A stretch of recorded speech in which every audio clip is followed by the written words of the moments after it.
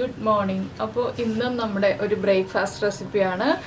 എല്ലാവർക്കും വളരെയധികം ഇഷ്ടപ്പെടുന്ന റെസിപ്പിയാണ്. പുട്ട് ഇഷ്ടമല്ലാത്തവർ വളരെ കുറവായിരിക്കും. എളുപ്പത്തിൽ ഉണ്ടാക്കാൻ പറ്റുന്ന കാര്യവും പുട്ടാണ്. ഇത് വളരെ ഹെൽത്തി ആയിട്ടുള്ള, അതുപോലെ തന്നെ ടേസ്റ്റി ആയിട്ടുള്ള, സോഫ്റ്റ് ആയിട്ടുള്ള പുട്ടാണ്. നമ്മുടെ ഗോതമ്പൊടിയും ക്യാരറ്റും ചേർത്താണ് ഈ പുട്ടുണ്ടാക്കുന്നത്. അപ്പോൾ നിങ്ങൾ ഇതുപോലെ ഈ പുട്ടുണ്ടാക്കി നോക്കിയിട്ടില്ലെങ്കിൽ ഉറപ്പായിട്ടും ഒന്ന് ട്രൈ ചെയ്ത് നോക്കിക്കോളൂ. ട്രൈ ചെയ്തിട്ട് ഫീഡ്ബാക്ക് പറയാൻ മറക്കരുത്. അപ്പോൾ നമുക്ക് എങ്ങനെയാണ് ഈ പുട്ട് തയ്യാറാക്കുന്നത് നോക്കാം. നമുക്ക് നമ്മുടെ ഇൻഗ്രീഡിയൻസ് നോക്കാം. നമ്മളിപ്പോൾ ഒരു 1/2 കപ്പ് ക്യാരറ്റ് ഗ്രേറ്റ് ചെയ്തെടുത്തിട്ടുണ്ട്. ഒരു കുറ്റി പുട്ടിനുള്ള അളവാണ് കേട്ടോ ഞാൻ ഈ പറയുന്നത്. 1/2 കപ്പ് ക്യാരറ്റ്, 1 കപ്പ് ഗോതമ്പൊടി, 1/4 കപ്പ് പുട്ടുപൊടി, നമ്മുടെ അരിപ്പൊടി. അത് തരിയുള്ള അരിപ്പൊടിയാണ്. അപ്പോൾ എനിക്കിത് കുറച്ച് സമയം കുഴച്ച് വയ്ക്കേണ്ടി വരും. പിന്നെ ഒരു 1/4 കപ്പ് തേങ്ങ ചിരവിയത്. തേങ്ങ ചിരവിയത് നിങ്ങളുടെ ഇഷ്ടത്തിനനുസരിച്ച് വ്യത്യാസം വരുത്താം. അപ്പോൾ ആദ്യം നമുക്ക് ഈ പുട്ടുപൊടി ഒന്ന് മിക്സ് ചെയ്ത് വയ്ക്കാം. അരിപ്പൊടി ചേർക്കുന്നത് എന്താണെന്ന് വെച്ചിട്ടുണ്ടെങ്കിൽ നമ്മുടെ പുട്ട് കൂടുതൽ സോഫ്റ്റ് ആവാനാണ്.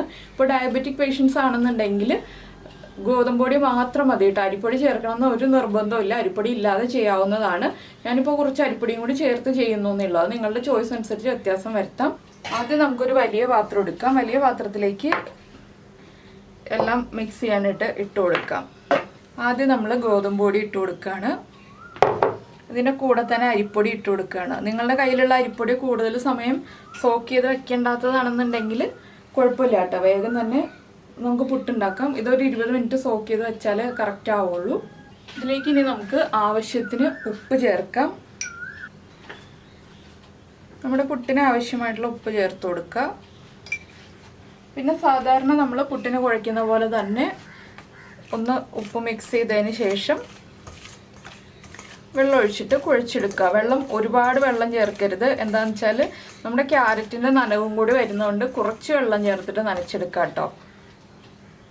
അപ്പോൾ നിങ്ങളിത് മിക്സിയിൽ കറക്കി എടുക്കുന്നുണ്ടെങ്കിൽ ക്യാരറ്റ് ചേർക്കുന്നതിന് മുന്നേ ആയിട്ട് മിക്സിയിലൊന്ന് കറക്റ്റ് പാകത്തിലാക്കി എടുക്കുക.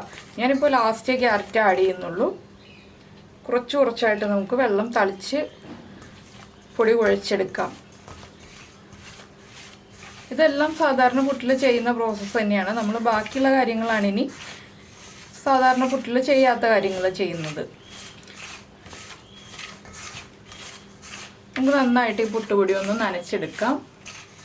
അപ്പോൾ നമ്മുടെ പുട്ടുപൊടി പാകത്തിന് നനച്ചെടുത്തിട്ടുണ്ട്. നമ്മൾ ഇതുപോലെ പിടിക്കുമ്പോൾ ഉണ്ടയായിട്ട് കിട്ടും. അതുപോലെ തന്നെ നമ്മൾ പൊടിച്ചെടുക്കുമ്പോൾ നല്ല പൊടിയായിട്ട് കിട്ടുകയും ചെയ്യും.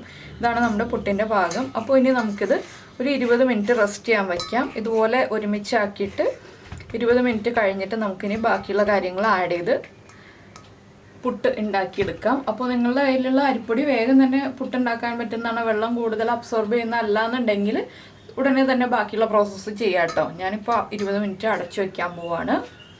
അപ്പോൾ നമ്മുടെ പുട്ടുപൊടി നമ്മൾ ഒരു 20 മിനിറ്റായിട്ട് നനച്ച് വെച്ചിരിക്കുകയായിരുന്നു. ഇനി നമുക്കിതിലേക്ക് നമ്മുടെ ക്യാരറ്റ് ചേർക്കാം. ആദ്യം കുറച്ച് തേങ്ങയാണ് ഞാൻ ചേർക്കുന്നത്. ഇത് ഓപ്ഷണലാണ്. താല്പര്യമുണ്ടെങ്കിൽ മാത്രം ചേർത്താൽ മതി. കുറച്ച് തേങ്ങ ചേർത്ത് കൊടുക്കാം. ഒരുപാട് തേങ്ങ വേണ്ട, നമ്മൾ ക്യാരറ്റും കൂടി ചേർക്കുന്നുണ്ട്. ബാക്കി നമുക്ക് ക്യാരറ്റും ചേർക്കാം.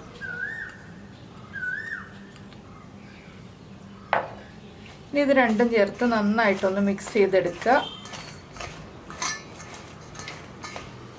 കണ്ടോ, നല്ല കളർഫുള്ളായിട്ടുള്ള പുട്ടുപൊടി ആയിക്കഴിഞ്ഞപ്പോഴേ ഇനി നമുക്ക് എന്താണ് ചെയ്യേണ്ടതെന്ന് വെച്ചിട്ടുണ്ടെങ്കിൽ നമ്മുടെ പുട്ടുകുടത്തിൽ വെള്ളം തിളപ്പിക്കാൻ വെക്കണം.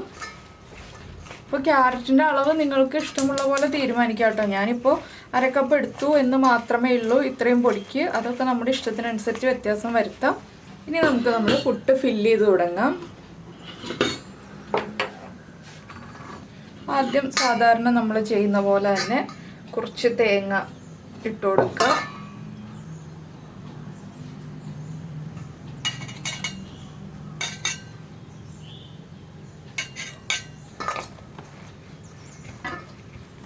ഇനി ഇതിലേക്ക് നമ്മൾ മിക്സ് ചെയ്ത് വെച്ചിരിക്കുന്ന പുട്ടുപൊടി ഇട്ട് കൊടുക്കുക.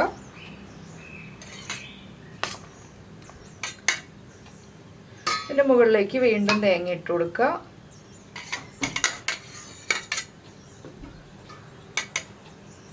വീണ്ടും നമ്മുടെ പുട്ടുപൊടി ഇട്ട് കൊടുക്കുക. ഇത് നമ്മൾ സാധാരണ പുട്ട് ഫില്ല് ചെയ്യുന്ന പോലെ തന്നെ ഫില്ല് ചെയ്തെടുക്കുക.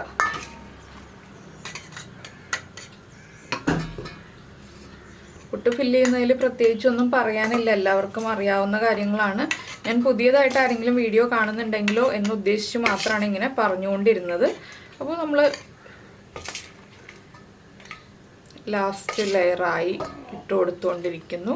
ഇനി നമുക്കിതിലേക്ക് കുറച്ച് തേങ്ങയും കൂടെ മുകളിൽ വെച്ച് കൊടുത്തിട്ട് പുട്ട് വേവിക്കാൻ വയ്ക്കാം. പുട്ട് ആവി വന്നു കഴിഞ്ഞ് ഒരു 5 മിനിറ്റ് കഴിയുമ്പോൾ ഓഫ് ചെയ്യാം കേട്ടോ. 5 മിനിറ്റ് മതി പുട്ട് കുക്കാവാനായിട്ട്. നന്നായിട്ട് ആവി വന്നു കഴിഞ്ഞിട്ട് ഒരു 5 മിനിറ്റ് കഴിയുമ്പോൾ നമുക്ക് പുട്ട് ഓഫ് ചെയ്യാം.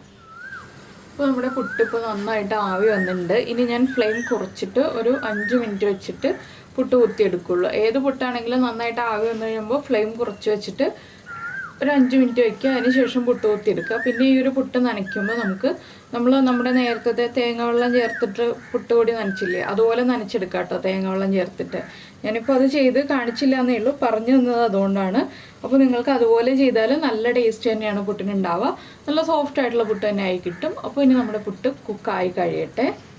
അപ്പോൾ നമ്മുടെ പുട്ട് ഇതാ റെഡി ആയി കഴിഞ്ഞു. നമുക്കൊരു പാത്രത്തിലേക്ക് കുത്തിയെടുക്കാം.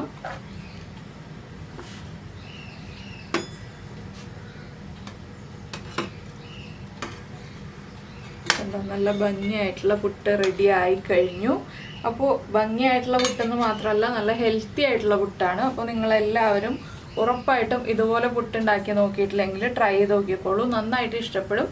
എല്ലാവർക്കും കഴിക്കാവുന്നതാണ്. എല്ലാ പ്രായക്കാർക്കും കഴിക്കാൻ പറ്റുന്ന ഒരു പുട്ടാണിത്. അപ്പോൾ നമ്മൾ ചില ആളുകൾക്ക് ഗോതമ്പ് മാത്രം കൊണ്ട് പുട്ടുണ്ടാക്കി കൊടുക്കും. അപ്പോൾ ഇതുപോലെ വെജിറ്റബിൾസൊക്കെ ചേർത്തിട്ട് പുട്ടൊക്കെ ഉണ്ടാക്കി കൊടുക്കുകയാണെന്നുണ്ടെങ്കിൽ നല്ല ഹെൽത്തി ആയിട്ടുള്ള പുട്ടുണ്ടാക്കി കൊടുക്കാം. പിന്നെ വേറെയും ഇതുപോലെ തന്നെ പുട്ടുകൾ ഉണ്ടാക്കാം കേട്ടോ. അതിൻ്റെ റെസിപ്പിയൊക്കെ നമുക്ക് പതുക്കെ ചെയ്യാം. അപ്പോൾ കൂടുതൽ പേര് നമ്മളോട് ബ്രേക്ക്ഫാസ്റ്റ് റെസിപ്പീസ് ആവശ്യപ്പെടുന്നതുകൊണ്ടാണ് ഞാനിപ്പോൾ ഒരു ബ്രേക്ക്ഫാസ്റ്റ് റെസിപ്പി ചെയ്തത്. അപ്പോൾ ഇത് ബ്രേക്ക്ഫാസ്റ്റിനും കഴിക്കാം, ഡിന്നറിനും കഴിക്കാം, എപ്പോൾ വേണമെങ്കിലും കഴിക്കാവുന്ന റെസിപ്പിയാണ്. നമുക്ക് കുറച്ച് സമയം ഒരു 10-20-25 മിനിറ്റ് ഉണ്ടെങ്കിൽ പുട്ട് റെഡിയാക്കി എടുക്കാവുന്നതേ ഉള്ളൂ. അപ്പോൾ നിങ്ങളെല്ലാവരും ട്രൈ ചെയ്ത് നോക്കിയിട്ട് ഇഷ്ടമായി കഴിഞ്ഞിട്ടുണ്ടെങ്കിൽ അഭിപ്രായം പറയാൻ മറക്കരുത് കേട്ടോ. അതുപോലെ തന്നെ നിങ്ങളുടെ ഫ്രണ്ട്സിനും ഫാമിലി മെമ്പേഴ്സിനും ഒക്കെ ഒന്ന് ഷെയർ ചെയ്ത് കൊടുക്കുക നിങ്ങൾക്ക് ഇഷ്ടപ്പെടുന്ന റെസിപ്പീസ്. പിന്നെ കുക്കിംഗ് താല്പര്യമുള്ളവരാണെങ്കിൽ ഉറപ്പായിട്ടും ഷെയർ ചെയ്ത് കൊടുക്കുമെന്ന് എനിക്കറിയാം. അപ്പോൾ ഇഷ്ടമായ റെസിപ്പികളാണെങ്കിൽ ഒന്ന് ലൈക്ക് ചെയ്യാനും മറക്കരുത്, കമൻറ്റ് ചെയ്യാനും മറക്കരുത് കേട്ടോ. കമൻറ്റ് ചെയ്യുമ്പോൾ നിങ്ങളുടെ അഭിപ്രായങ്ങൾ മനസ്സിലാക്കാൻ പറ്റും. നിങ്ങൾക്ക് ഇഷ്ടമായോ ഇല്ലയോ, കുറച്ചുകൂടി ബെറ്റർ ആക്കണോ, വേറെ റെസിപ്പികൾ ചെയ്യണോ, ഏത് രീതിയിലുള്ള റെസിപ്പികൾ ചെയ്യണം എന്നൊക്കെ മനസ്സിലാക്കാൻ പറ്റും. അതുകൊണ്ടാണ് ഈ കമൻറ്റ് ചെയ്യാന്ന് പറയുന്നത്. അപ്പോൾ എന്തായാലും നമുക്ക് നമ്മുടെ അടുത്ത റെസിപ്പിയുമായിട്ട് അടുത്ത ദിവസം വീണ്ടും കാണാം.